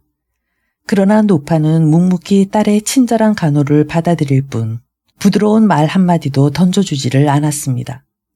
마리는 모든 것을 꾹 참고 견뎌냈습니다. 그 후 내가 이 처녀와 사귀게 되었을 때 느낀 일이지만 마리는 그것을 지극히 당연한 일로 받아들였고 또한 자기를 세상에서 가장 미천한 인간처럼 생각하고 있는 것이었습니다. 노파가 아주 몸져 누워버리자 마을의 노파들이 번갈아 병고안을 하러 왔습니다. 이 마을에서는 이것이 관례로 되어 있었습니다.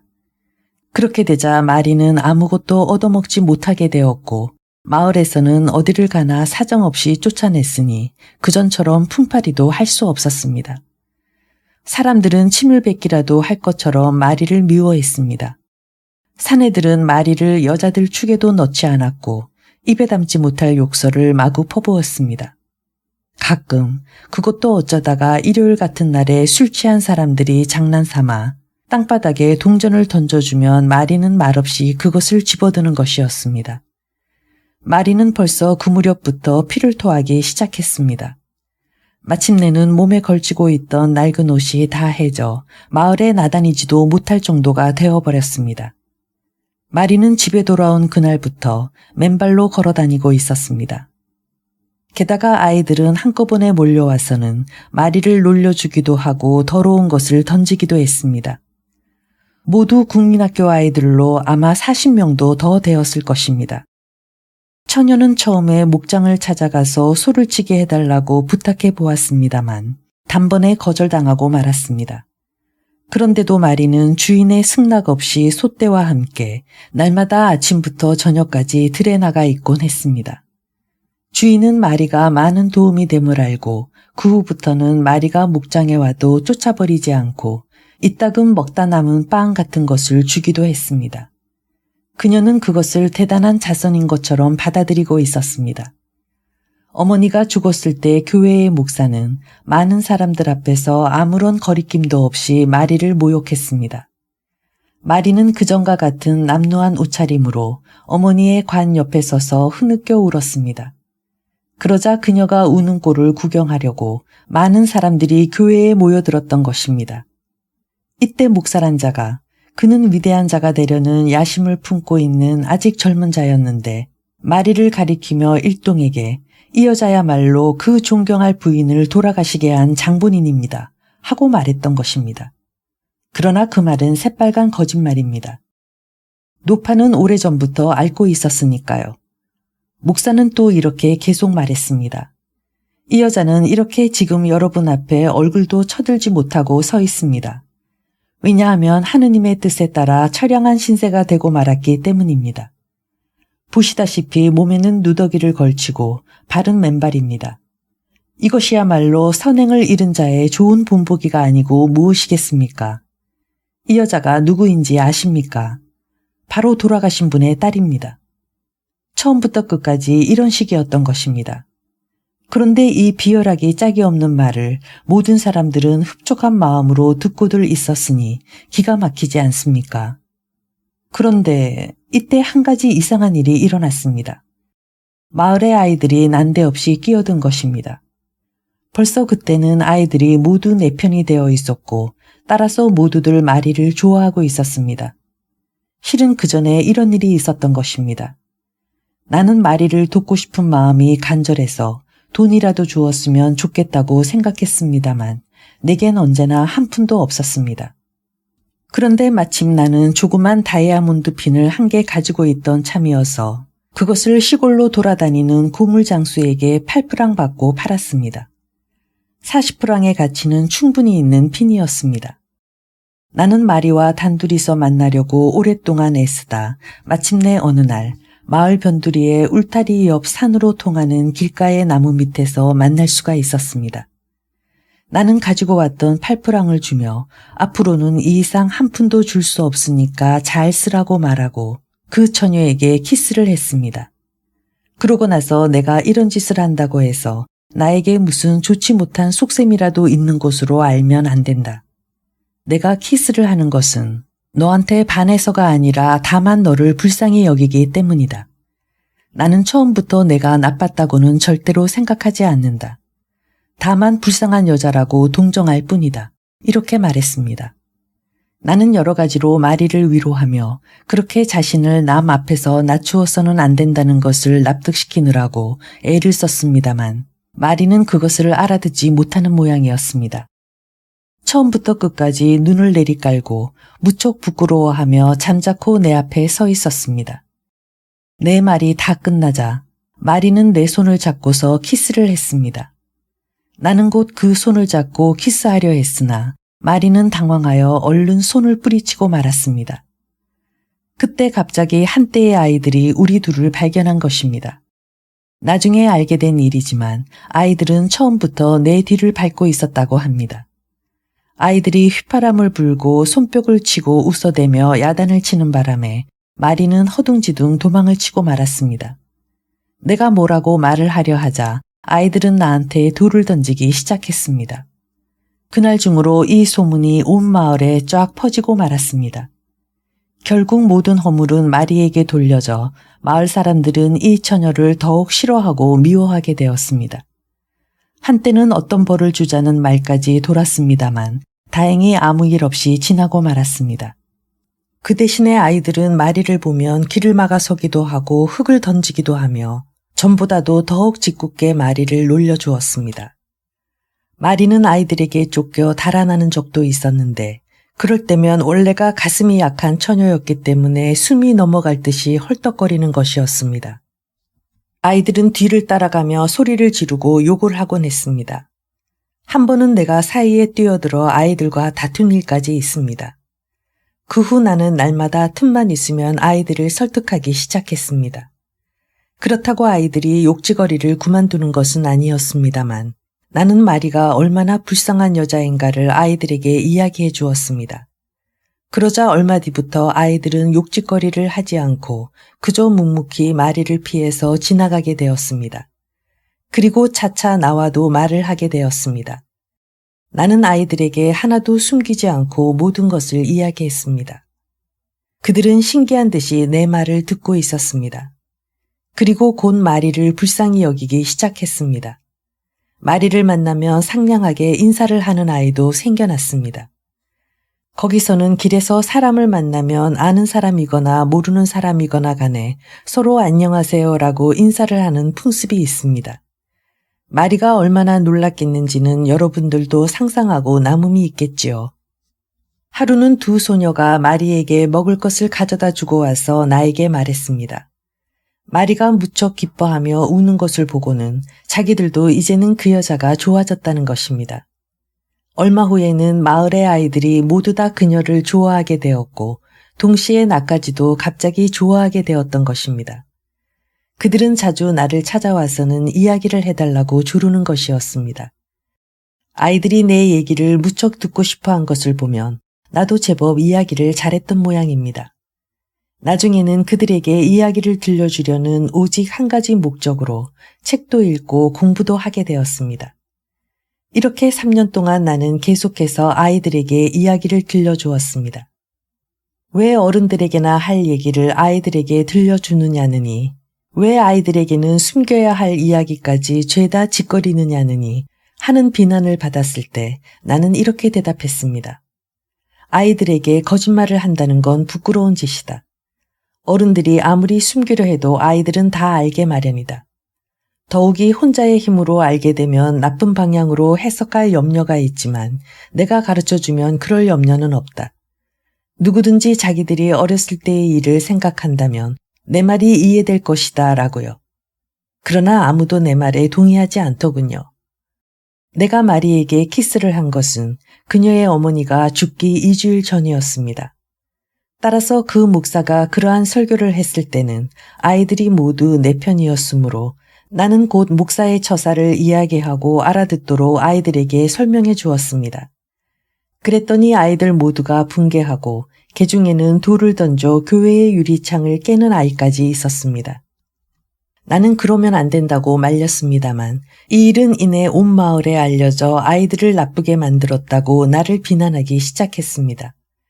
그리고 나중에 아이들이 마리를 좋아하고 있음을 알았을 때는 모두들 그 사실에 깜짝 놀랐습니다. 이렇게 되자 마리는 그전처럼 불행하지는 않았습니다. 아이들에게는 마리와 만나는 것이 금지되어 있었지만 그래도 아이들은 마을에서 상당히 멀리 떨어진 거의 반 베르스타나 되는 목장으로 몰래 달려가는 것이었습니다. 아이들은 마리에게 보통 먹을 것을 가져다 주었습니다. 개 중에는 다만 머리를 끌어안고 키스하며 마리, 난 당신이 좋아 하고 말하기 위해서 일부러 그 먼 길을 달려갔다가 곧 손살같이 되돌아오는 아이들도 있었습니다. 마리는 이런 뜻하지 않은 행복으로 거의 미칠 지경이었습니다. 이런 것은 전혀 꿈에도 생각하지 못했던 일이었으니까요. 마리는 기쁘기도 하고 부끄럽기도 했습니다.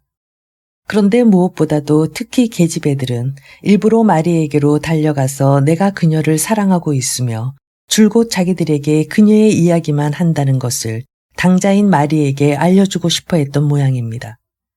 그들은 마리한테 이것은 모두 아저씨에게서 들은 말이다. 그래서 우리들은 당신이 좋아졌고 또 불쌍하게 생각하게 되었다고 말하는 것이었습니다. 그리고 그 길로 나에게 달려와서는 즐겁고 상냥하고 귀여운 얼굴로 지금 마리를 만나고 오는 길인데 마리가 안부를 전하더라고 말하는 것이었습니다. 저녁마다 나는 폭포 있는 곳으로 바람을 쐬러 나갔습니다. 거기에는 마을 쪽에서 보이지 않는 곳이 한 군데 있었고 둘레에는 포플러가 자라고 있었습니다.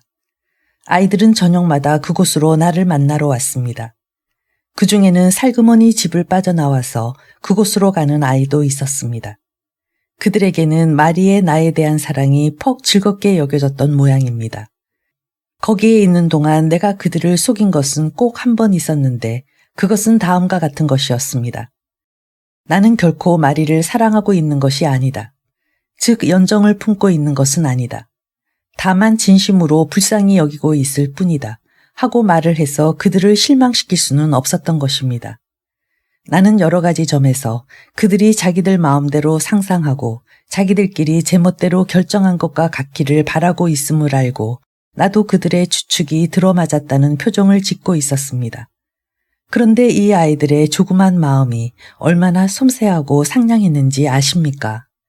그들에게는 자기네가 좋아하는 레옹 아저씨가 그처럼 마리를 사랑하고 있는데 마리는 초라하기 짝이 없는 옷차림에다 신발조차 없다는 것이 도저히 있을 수 없는 일인 것처럼 여겨졌던 모양입니다.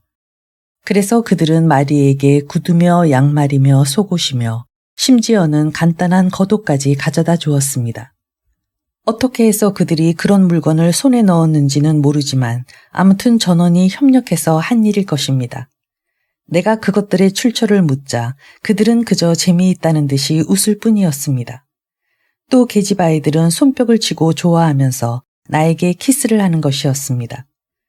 나는 역시 이따금 사람의 눈에 띄지 않게 마리를 만나러 가곤 했습니다. 마리는 이미 병세가 악화되어 걸음조차도 제대로 걷지 못할 정도가 되었습니다. 마침내 소를 치는 일도 보지 못하게 되었습니다만 그래도 여전히 아침마다 소와 함께 목장으로 나갔습니다. 목장에 나가서는 한쪽 구석에 앉아만 있었습니다.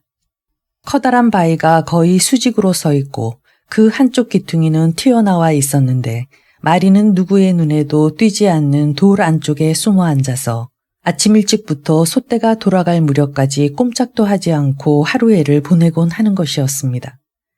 폐병 때문에 몸이 극도로 쇠약해져 있었으므로 머리는 바위에 기대고 눈은 감은 채로 앉아 있는 것이 보통이었습니다. 괴롭게 숨을 쉬며 반쯤 졸고 있는 것 같이 보이기도 했습니다. 얼굴은 해골처럼 여이고 늘 식은 땀방울이 이마와 간자놀이께에 배어나와 있었습니다. 언제 봐도 이러했습니다. 나는 잠깐 만나보고 이내 돌아오곤 했습니다. 아무래도 남의 눈을 조심하지 않을 수 없었으니까요. 내가 나타나기만 하면 마리는 몸을 부르르 떨며 눈을 뜨고는 나에게로 달려와서 두 손에 입을 맞추는 것이었습니다.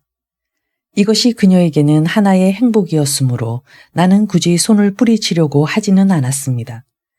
내가 곁에 앉아 있는 동안 마리는 줄곧 몸을 떨면서 울고 있었습니다. 몇 번인가 그녀는 이야기를 하려고 했습니다만 나는 그것을 이해하기가 여간 어렵지 않았습니다. 아무튼 그녀는 마치 미치광이처럼 무섭게 흥분하며 기뻐 어쩔 줄 모르고 있었으니까요. 어떤 때는 아이들과 함께 찾아가 보기도 했습니다만 그럴 때면 그들은 우리 두 사람에게서 좀 떨어진 곳에 늘어서서 마치 우리를 해치려는 사람들로부터 우리들을 지켜주고 있는 것 같은 태도를 취하곤 했습니다. 아이들에게는 그렇게 하는 것이 또한 적지 않은 만족감을 주는 모양이었습니다.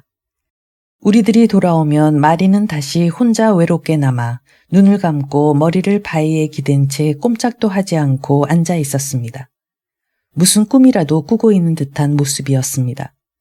어느 날 아침 마리는 마침내 목장으로 나갈 힘도 없어서 텅 빈 자기 집에 그냥 드러눕고 말았습니다. 아이들은 이내 그것을 알고 거의 모두가 번갈아 문병을 갔습니다. 마리는 혼자서 쓸쓸하게 침상에 누워 있었던 것입니다. 이틀 동안은 아이들만이 교대로 달려가서 보살펴 주었습니다만 그 후 마을에서도 마리가 정말 죽어간다는 것을 알자 이번엔 할머니들이 그녀의 곁에 붙어 앉아 간호를 해주기 시작했습니다. 마을 사람들은 마리를 가엾게 여기게 된 것 같았습니다. 적어도 그전처럼 아이들을 제지하거나 나무라지 않게 된 것만은 사실입니다. 마리는 반쯤 잠이 든 것처럼 줄곧 의식이 몽롱한 상태에 있었습니다. 그리고 잠을 자고 있는 동안에도 무섭게 기침을 하는 것이었습니다. 할머니들은 아이들을 가까이 오지 못하도록 했습니다만 아이들은 창 밑에까지 가서는 방안을 몰래 들여다보곤 했습니다. 어떤 때는 안녕, 우리가 좋아하는 마리 라는 단 한마디의 말을 하려고 일부러 달려오는 아이도 있었습니다. 마리는 그 소리를 듣거나 그 모습을 보면 대번에 기운을 얻어 할머니들이 말리는 것도 듣지 않고 억지로 팔꿈치를 짚고 몸을 일으켜 고맙다는 듯이 고개를 끄덕이는 것이었습니다. 아이들은 먹을 것도 여러 가지 들고 가곤 했습니다만 마리는 이미 아무것도 먹지 못하게 되어 있었습니다. 그러나 마리는 그 아이들 덕분에 행복하게 죽어갔다는 것을 나는 단언할 수 있습니다. 죽을 때까지 자기를 큰 죄인이라 생각하고 있던 마리는 이 아이들을 통해서 용서를 받은 것 같은 심정이 되었던 것입니다. 그들은 마치 어린 새처럼 날마다 아침이면 마리네 집 창문에 와서는 날개를 파다닥거리며 마리, 우리는 당신을 좋아해요 하고 큰 소리로 지저귀는 것이었습니다. 얼마 후에 마리는 죽고 말았습니다. 나는 좀 더 오래 살 줄 알았습니다. 죽기 전날 저녁, 나는 저녁 해가 지기 전에 잠깐 마리네 집에 들렀습니다. 그녀는 내 얼굴을 알아보는 것 같았습니다. 나는 마지막으로 손을 잡아주었습니다. 그 바싹 여인 손이라니. 그런데 이튿날 아침에 사람이 와서 마리가 죽었다고 전하지 않겠어요. 마리가 죽자 아이들은 어른들이 말리는 것도 듣지 않고 관을 온통 꽃으로 꾸미고 마리의 머리에도 화환을 만들어 씌워주었습니다. 교회의 목사도 죽은 사람까지 모욕하려고는 하지 않았습니다. 그러나 그녀의 장례식에 참석한 사람은 극히 적었습니다. 단순한 호기심에서 참석한 사람이 몇 명 있을 뿐이었습니다. 드디어 관을 메고 나갈 때가 되자 아이들은 자기들이 메겠다고 앞을 다투어 관으로 몰려들었습니다. 그러나 자기들의 힘만으로는 메고 나갈 수가 없어서 결국은 어른들의 도움을 받았습니다. 그 밖의 아이들은 모두들 관 뒤를 따라가며 우는 것이었습니다. 그 후로부터 마리의 무덤은 언제나 아이들이 보살펴 주었습니다. 그들은 1년 내내 꽃으로 무덤을 꾸며주었고 둘레에는 장미를 심었습니다. 그런데 장례식이 있고 난 후부터 아이들 때문에 온 마을 사람들은 나를 박해하기 시작했습니다. 그 주된 선동자는 목사와 학교 선생이었습니다. 아이들에게는 나와 만나는 곳조차 금지시켰으며 시네이 제르 선생은 나를 감시하는 일을 맡게 되었습니다. 그러나 우리들은 여전히 만나고 있었습니다. 먼 곳에서도 서로 신호로 이야기하곤 했습니다. 그리고 아이들은 자주 귀여운 편지를 보내주기도 했습니다. 이런 일은 그 후 원만히 해결되었습니다만 그때는 정말 재미있었습니다. 이 박해를 계기로 나는 아이들과 더욱 가까워지게 되었던 것입니다. 나는 그곳을 떠나던 해에 티보 선생이나 목사와도 화해했습니다. 시네이 제르 선생은 나에게 여러 가지 이야기를 하면서 아이들에 대한 나의 행동이 좋지 못한 방식이라고 공격했습니다. 도대체 나에게 어떤 방법이 있다는 걸까요? 마침내 시네이제르 선생은 나에게 한 가지 괴상한 말을 했습니다. 그것은 내가 출발하기 직전의 일이었습니다. 그는 나를 어린애와 똑같아. 즉 나는 완전한 어린애다. 나는 얼굴과 키만 어른과 같을 뿐 발육이나 정신이나 성격이나 그리고 어쩌면 지적인 능력까지도 결코 어른이 아니다. 설사 내가 60까지 산다 하더라도 역시 그대로일 것임을 자기는 믿는다고 말씀하시는 것이었습니다. 나는 이 말을 듣고 크게 웃었습니다. 그건 선생의 말이 옳지 않았기 때문입니다. 도대체 나 같은 어린애가 세상에 어디 있단 말입니까? 그러나 딱 하나 옳은 말이 있었습니다. 실제로 나는 선생들과 세상의 어른들과 사귀기를 그리 좋아하지 않습니다. 그것은 나 자신이 벌써 오래전부터 느끼고 있었습니다. 좋아하지 않는다는 것은 나에게 어른들과 사귈 능력이 없다는 뜻입니다. 어른과 같이 있으면 상대방이 아무리 좋은 사람이라 할지라도 그리고 그가 아무리 듣기 좋은 말을 하더라도 어쩐지 답답해져서 한시라도 빨리 거기를 빠져나오고 싶었습니다. 그리고 제 벗들에게로 갔을 때 저는 말할 수 없이 즐거웠습니다. 제 벗이란 언제나 아이들이었습니다. 하지만 그것은 나 자신이 어린애이기 때문은 아닙니다. 그저 어쩐지 아이들에게 마음이 끌렸기 때문입니다. 내가 그 마을에 가서 얼마 되지 않았을 때의 일입니다. 아까 말한 것처럼 혼자 산에 올라가 무슨 시름에 잠겨 있을 적의 일입니다만 이리저리 발길이 닿는 대로 거닐고 있노라면 이따금 대개는 학교가 파하는 점심때쯤 됩니다. 그래서 때를 지어 집으로 돌아오는 아이들과 만나곤 했습니다. 책불을 들고 석판을 옆구리에 낀 놈들이 떠들썩하게 웃고 짓거리고 장난을 치고 하면서 달려옵니다. 그러면 내 마음은 갑자기 그들을 향해 줄다름질 치는 것 같았습니다. 어째선지는 모르지만 이렇게 그들과 만날 때마다 나는 아주 강렬한 행복을 느꼈습니다. 나는 그 자리에서 발을 멈추고 행복한 미소를 입가에 띠고 냅다 뛰어가는 아이들의 조그만 발이 눈앞에서 움직이는 것이며 웃고 울고 하면서 함께 어울려 뛰어가는 소년 소녀들의 모습을 바라보고 있는 동안에 가슴속의 시름이 말끔하게 잊혀지는 것이었습니다. 그 후 3년 동안 나는 어째서 세상 사람들이 그처럼 밤낮 우울한 얼굴만을 하고 있는 것인지 이해가 가지 않았습니다. 내 운명은 모두 아이들을 위해 바쳐졌던 것입니다. 나는 그 마음을 버리게 되리라고는 꿈에도 생각하지 못하고 러시아로 돌아오리라고도 생각해 본 일조차 없었습니다. 한평생 거기서 지내게 될 줄로만 알고 있었습니다. 그러나 한편으로는 시네이제르 선생도 언제까지나 나를 보살펴 줄 수는 없다는 것을 알았습니다.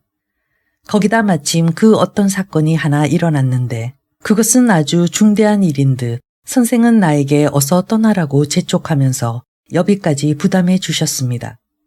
나는 지금 이것이 도대체 무슨 일인지 누구와 의논을 하면 좋을는지 생각하고 있는 중입니다. 어쩌면 내 운명이 일변해 버릴는지도 모릅니다. 그렇지만 그것은 그리 중요한 문제가 아닙니다.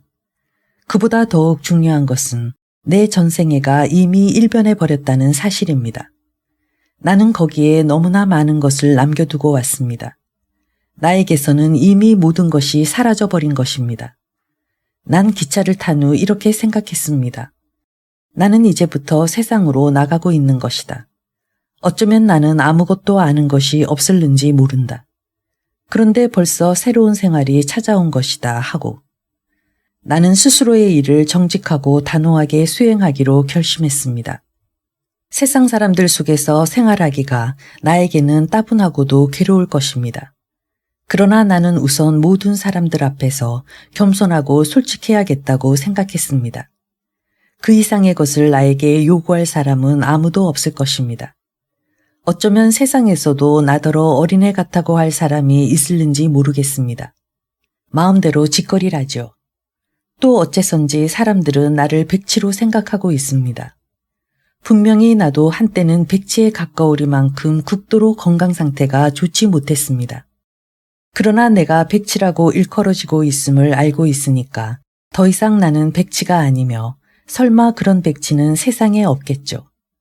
아까 방으로 들어올 때도 나는 생각했습니다. 모두들 저렇게 나를 백치로 다루고 있다. 그러나 난 어디까지나 영리한 인간이다. 다만 남들이 그것을 깨닫지 못할 뿐이다 하고. 나는 언제나 이렇게 생각합니다. 나는 베를린에서 나에게 써보낸 몇 통의 아이들의 편지를 받고 내가 얼마나 그들을 사랑하고 있었는가를 비로소 알았습니다. 최초의 편지를 손에 들었을 때는 정말 괴로웠습니다. 아이들은 나와의 이별을 얼마나 슬퍼했는지 모릅니다. 떠나기 한 달 전부터 아이들은 이별을 슬퍼하기 시작했으니까요. 레옹이 떠나가 버린다. 레옹이 영영 떠나가 버린다 하며. 우리들은 그전처럼 저녁마다 폭포 옆에 모여서 앞으로 다가올 이별에 대해 이야기했습니다. 때로는 여느 때처럼 유쾌한 시간을 보내는 저녁도 있었습니다만 집에 돌아갈 때가 되면 모두들 나에게 달려들어 힘차게 나를 껴안는 것이었습니다.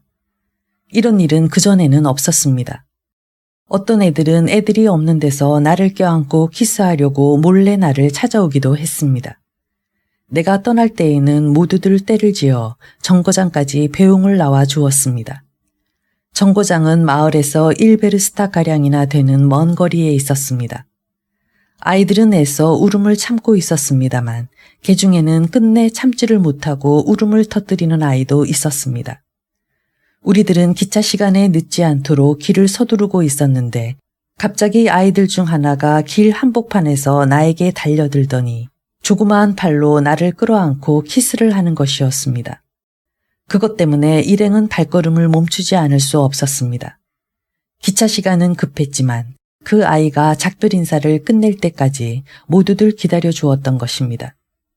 내가 기차에 오르고 기차가 움직이기 시작하자 그들은 한결같이 만세를 외치면서 기차가 보이지 않게 될 때까지 오랫동안 그 한자리에 서 있었습니다. 나도 역시 언제까지나 그쪽을 돌아보고 있었습니다. 아 참, 아까 내가 여기 들어와서 당신들의 아름다운 얼굴을 보고 당신들의 입에서 최초의 말을 들었을 때 내 마음은 아이들과 헤어진 이후 처음으로 가벼워진 것 같았습니다. 조금 전에도 문득 생각났던 일이지만 나는 정말 행복한 인간인지도 모릅니다. 첫눈에 호감이 가는 사람을 만나기란 쉬운 일이 아닌데 나는 기차에서 내리자마자 당신들 같은 분들을 만났으니까요. 그야 나도 남 앞에서 자기의 감정을 말하는 것이 부끄러운 일이라는 것쯤은 알고 있습니다. 그러나 당신들 앞에서는 조금도 부끄러운 생각이 들지를 않는군요. 나는 그다지 사람 접촉을 잘하는 편이 아니어서 앞으로는 자주 들리지 못하게 될는지도 모르겠습니다. 그러나 내가 이렇게 말한다고 해서 내 말을 나쁜 뜻으로 받아들이지는 마십시오. 나는 결코 당신들을 대수롭지 않게 여기거나 혹은 무엇인가로 기분이 상했다고 해서 그렇게 말하는 것이 아니니까요. 그리고 아까 당신들의 얼굴에서 어떤 인상을 받았는가 하는 질문을 받았는데 지금은 기꺼이 이것에 대답하겠습니다. 우선 아젤라이다 이바노브나, 당신의 얼굴은 행복하게 보이는 상입니다. 세 분 중에서 제일 인상이 좋은 얼굴입니다. 뿐만 아니라 당신은 아주 예쁘게 생겼습니다. 당신의 얼굴을 보고 있으면 누구나 착한 여동생 같은 느낌이 든다고 말하고 싶어질 것입니다. 당신은 솔직하고도 명랑한 태도로 남에게 접근합니다만 그러면서도 한편으로는 상대방의 마음속까지 꿰뚫어 보는 능력을 가지고 있습니다. 당신의 얼굴에서는 그런 인상을 느낄 수 있습니다. 그 다음 알렉산드라 이바노브나, 당신의 얼굴도 역시 아름답고 귀엽습니다. 그러나 당신은 무엇인가 남모를 슬픔 같은 것을 간직하고 있는 것 같습니다. 당신의 마음씨 또한 더할 나위 없이 아름다울 것입니다. 하지만 그리 쾌활한 편이라고는 말할 수 없습니다. 당신의 얼굴에는 흡사 드레스덴에 있는 홀바인의 마돈나 같은 독특한 분위기가 어려 있습니다. 이것이 내가 당신의 얼굴에서 받은 인상입니다. 어떻습니까? 대단한 관상쟁이죠. 당신 자신이 조금 전에 나더러 관상쟁이라 하셨으니까요. 그런데 리자베타 프로코피예브나, 당신의 얼굴에 대해서 말씀드린다면 하면서 공작은 갑자기 장군 부인에게 얼굴을 돌렸다. 이것은 단순히 그렇게 여겨지는 것이 아니라 거의 확신할 수 있습니다. 당신은 비록 연세는 많으실지 모르지만 모든 면에서 좋은 면이나 나쁜 면이나를 불문하고 지극히 순진한 어린애입니다. 이렇게 말씀드린다고 해서 설마 화를 내시지는 않겠죠. 어린애에 대한 내 견해는 이미 아시고 계실 테니까요. 그리고 또 내가 아무렇게나 입에서 나오는 대로 당신의 얼굴을 평한다고 생각하지 마시기 바랍니다. 내 말은 그런 것이 아닙니다. 절대로 그런 것은 아닙니다. 어쩌면 나대로의 무슨 생각이 있어서 하는 말인지도 모릅니다.